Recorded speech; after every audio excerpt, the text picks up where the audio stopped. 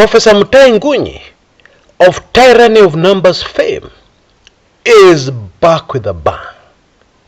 And for most Kenyans, it is bad news. I have received emails and even calls from people complaining that Ngunyi is not telling Kenyans the truth.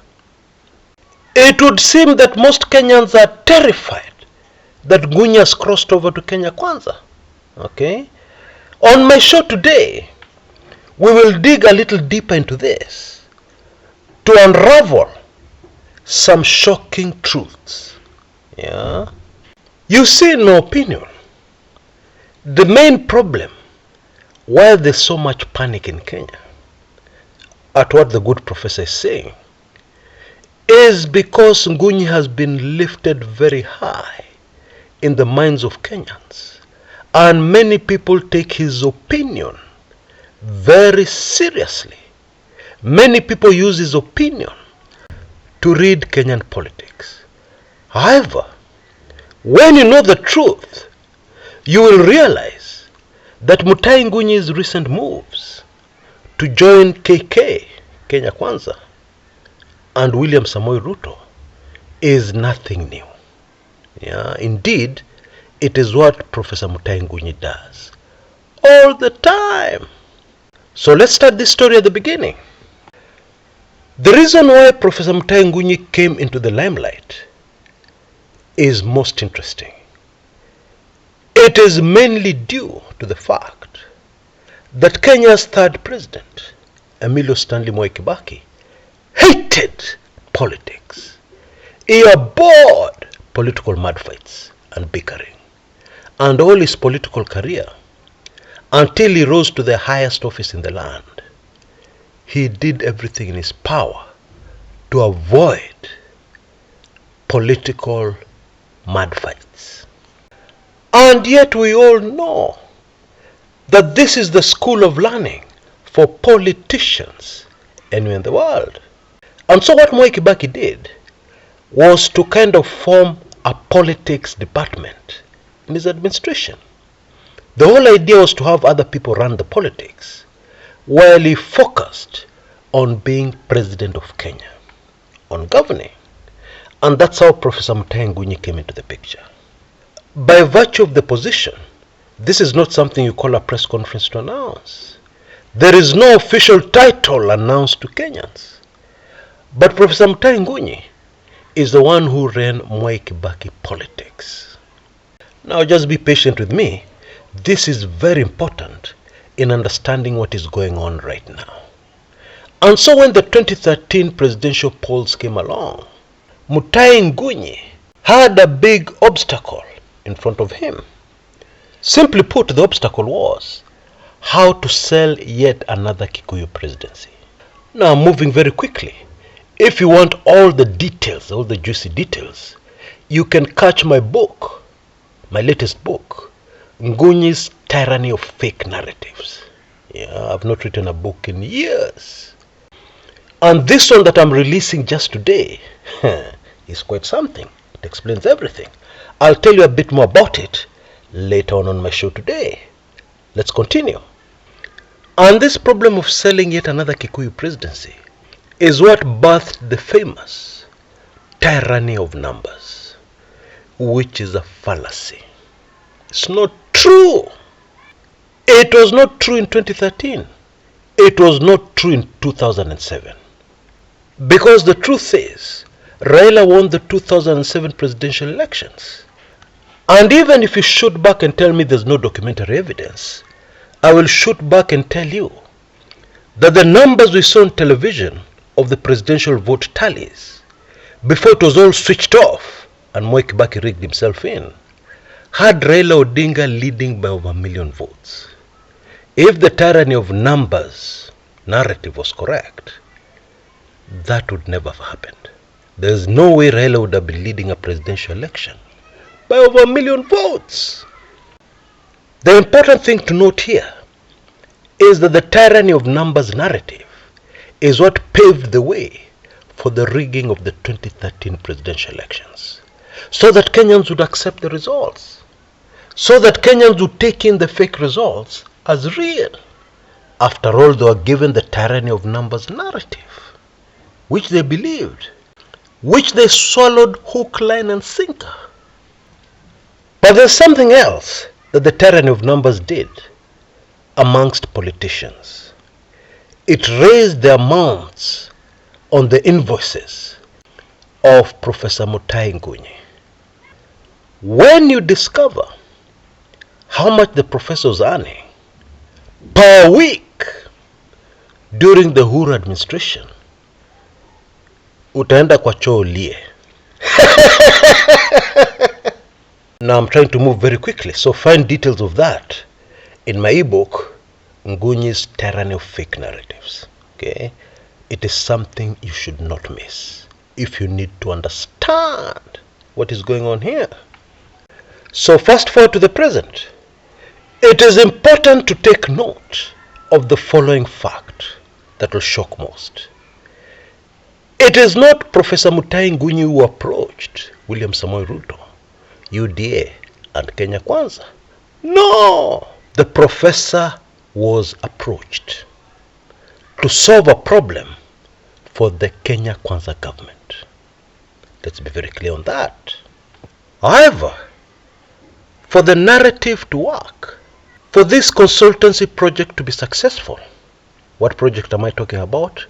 The project of creating legitimacy for the Ruto administration, okay, by creating appropriate narratives, actually inventing them out of thin air, okay, and then looking for the evidence in quotes from nice, juicy, half-truthful stories from what happened last August.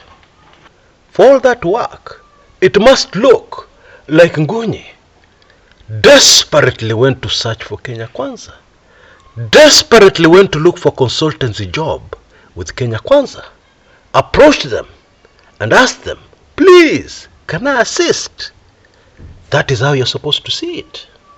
And according to script, Kenya Kwanza sycophants are supposed to respond by saying they don't need Ngunyi, they don't want him, they're not interested. And as they're responding like that, the man has already started his contract.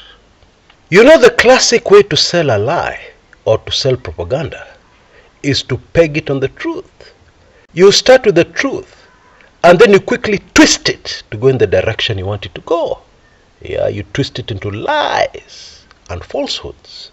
But you started with the truth. Now it is true that going into the 2022 presidential polls, Raila Odinga's presidential campaign was not organized. Okay, I believe the reason is there were too many interested parties involved.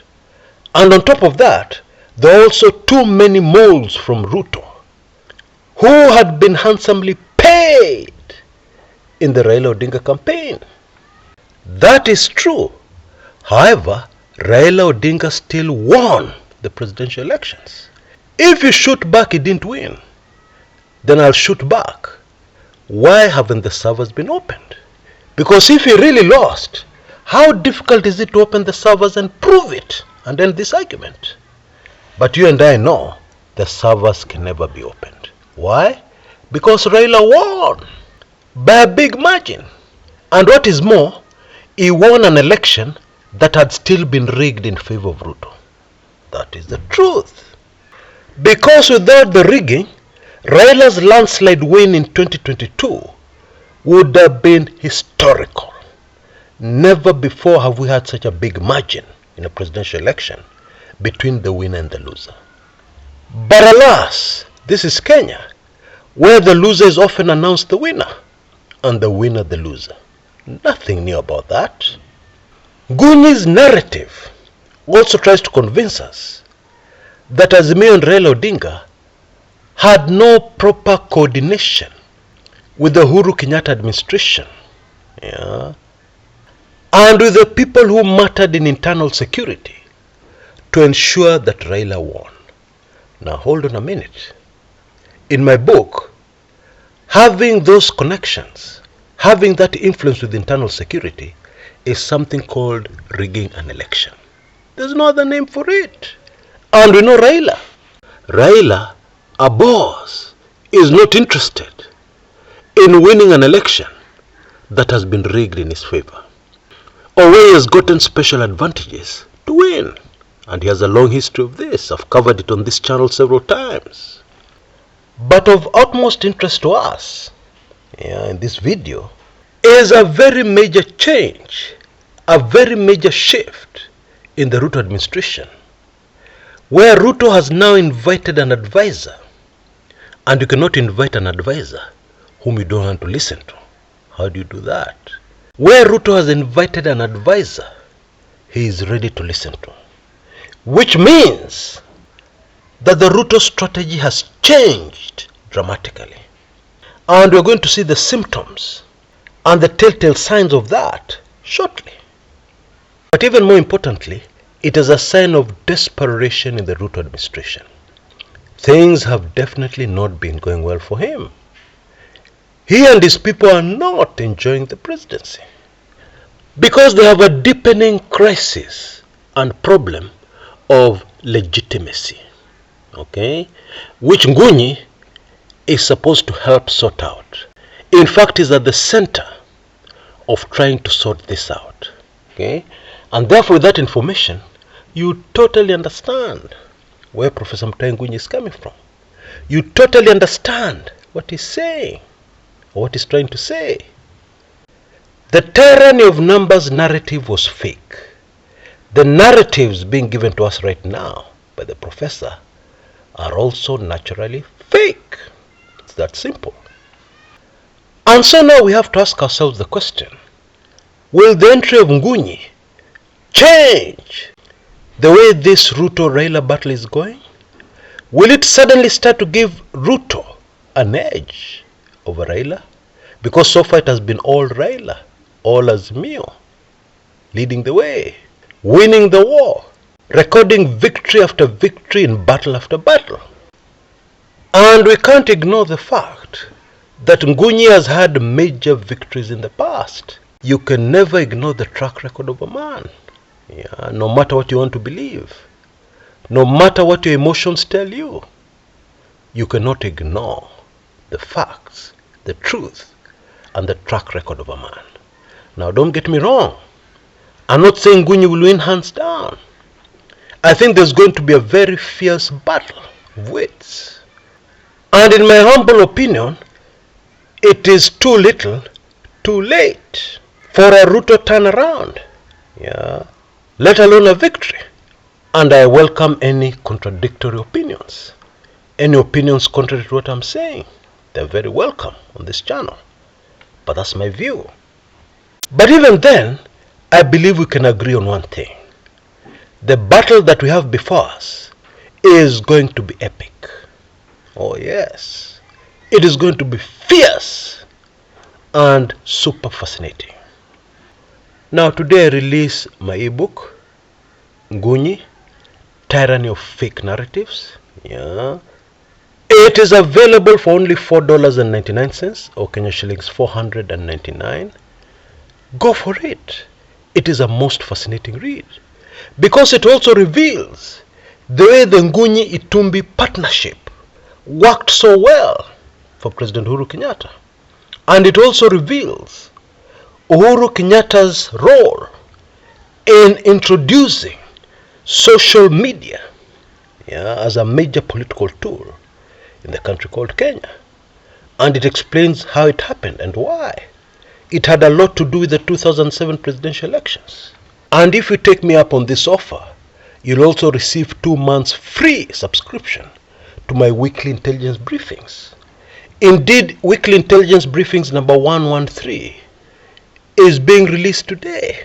Yeah, and it is very, very fascinating.